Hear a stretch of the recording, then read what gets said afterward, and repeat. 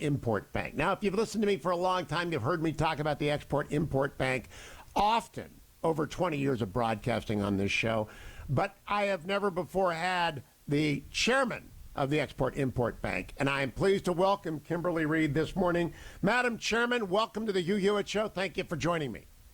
Good morning, Hugh. It's great to be with you. Now, I wanted to have you on because you and Kevin Cramer, one of my favorite senators, authored an op-ed in The Hill last week about how EXIM, which is the shorthand for the Export-Import Bank, is helping America keep the Chinese Communist Party at bay. I'd like you to explain for the Steelers fans out there and for everyone else what EXIM is and how you figure in the competition with the Chinese Communist Party.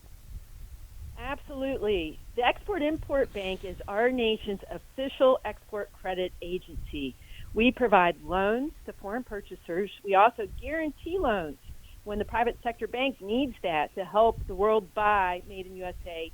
We also do things called export credit insurance and working capital loan guarantees. But the whole purpose, and the best purpose ever, is to support U.S. jobs by facilitating U.S. exports.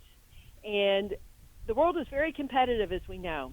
And over the past 4 years, we've seen a huge uptick of export credit agencies in foreign countries trying to bring the jobs and the deals to their workers. And so now we have 115 of them around the world competing to help where needed as a targeted tool in our trade toolbox. And China is front and center on this, sir.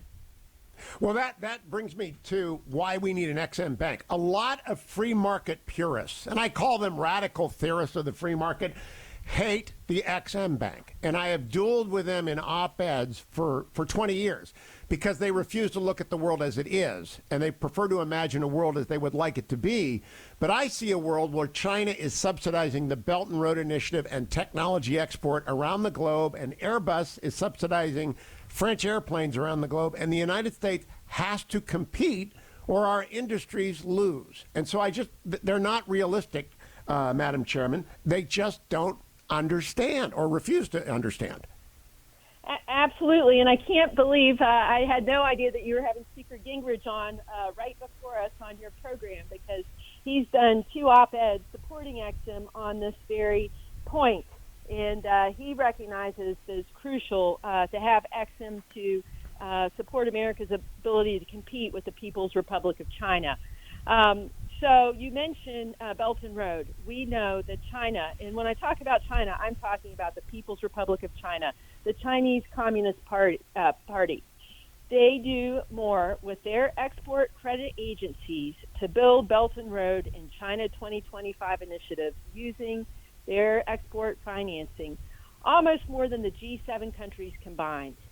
And I have to hand it to President Trump.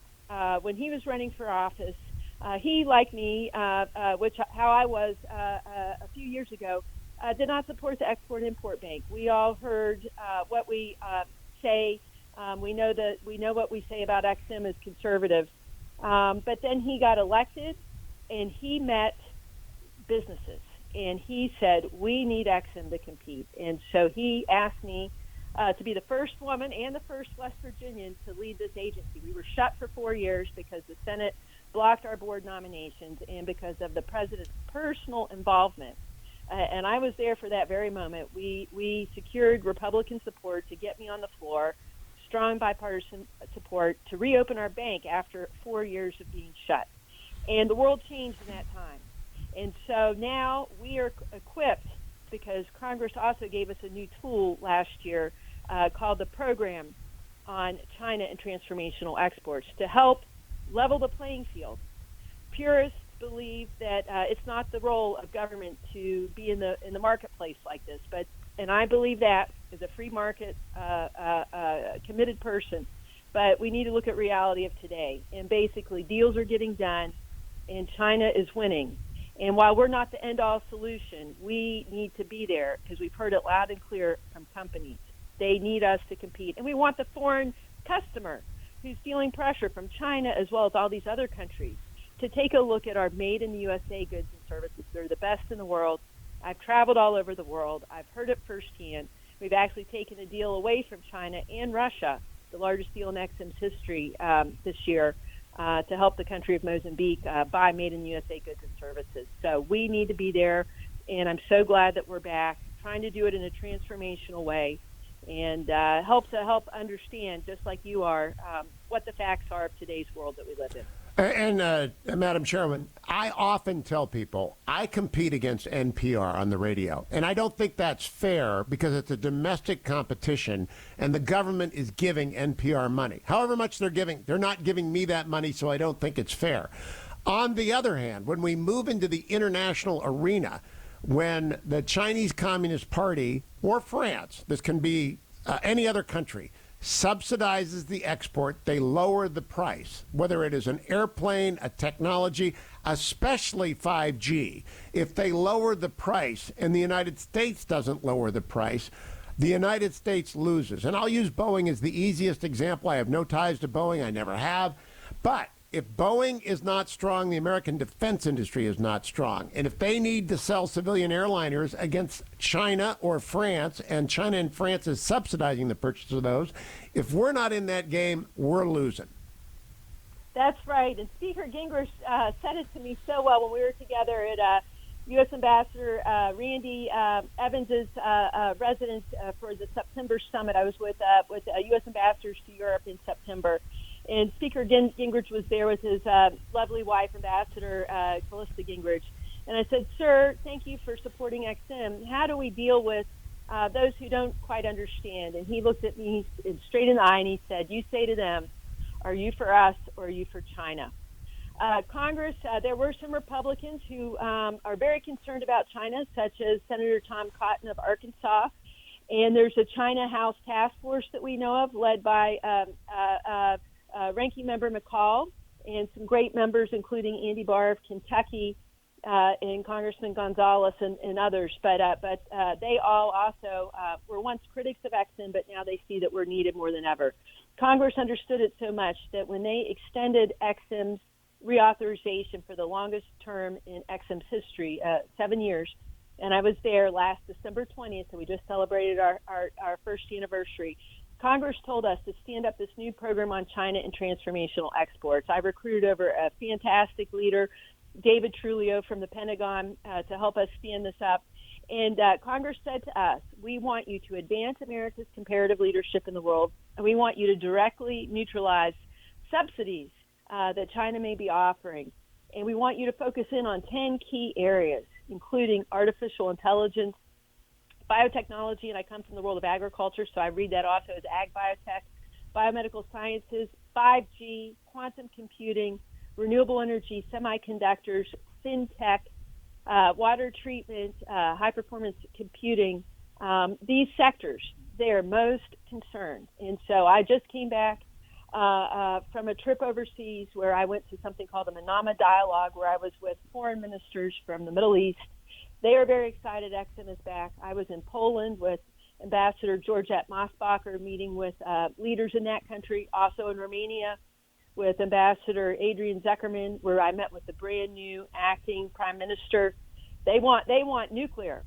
And it was so neat when I was in Poland, Hugh. I had the best gift given to me, and it was a sheet of paper, Xerox sheet of paper from 1981. It had Ronald Reagan, my favorite president, except for President Trump. Ronald Reagan's signature on it. Back in 1981, President Reagan signed a waiver to allow us, U.S. EXIM, to support the building of a nuclear facility called Chernobyl. And this was a Marxist-Leninist country, and he stepped in and saw that important need because we know national security is economic security. And Robert O'Brien is one true leader in our country. When you get to that topic, he leads our National Security Council, and he recognizes that and has really plugged EXIM into our nation's tools. So I'm talking with Kimberly Reed. She is the chairman of the Export-Import Bank. Madam Chairman, last question. There is no argument that makes a lick of sense against EXIM except theoretical absolutists. Have you changed any minds as people come to understand what the CCP is doing around the world? Will people open their eyes? I am trying every day. I pledged to Senator Pat Toomey, and he's slated, if the Senate stays Republican, most likely to be chairman of the Banking Committee in the Senate. I've made reform promises to him. I would say these true believers still exist. But as Lee Atwater once said, be for what is going to happen. And what's going to happen is we're going to lose if we don't support important industries like the 5G sector. No matter how much it is, we took a bold new action on Thursday of last week to change our rule to allow us to support components of 5G because we've got to work with trusted allies and partners. But again, those conservatives who understand the China issue have come over, and I'm so grateful for that. And I'll do even more work in my remaining days in this wonderful job to help transform the agency. And as President Trump asked me in the Oval Office during my swearing in with Vice President Trump, take this agency to new heights. So I want to do that in goodness for U.S. workers. Madam Chairman, Kimberly Reed, thank you. EXIM is a huge advantage for America in the competition with the Chinese Communist Party, which is going to go on for a generation or two. Madam Chairman, have a Merry Christmas. Nice to talk to you on the air. Merry Christmas, sir.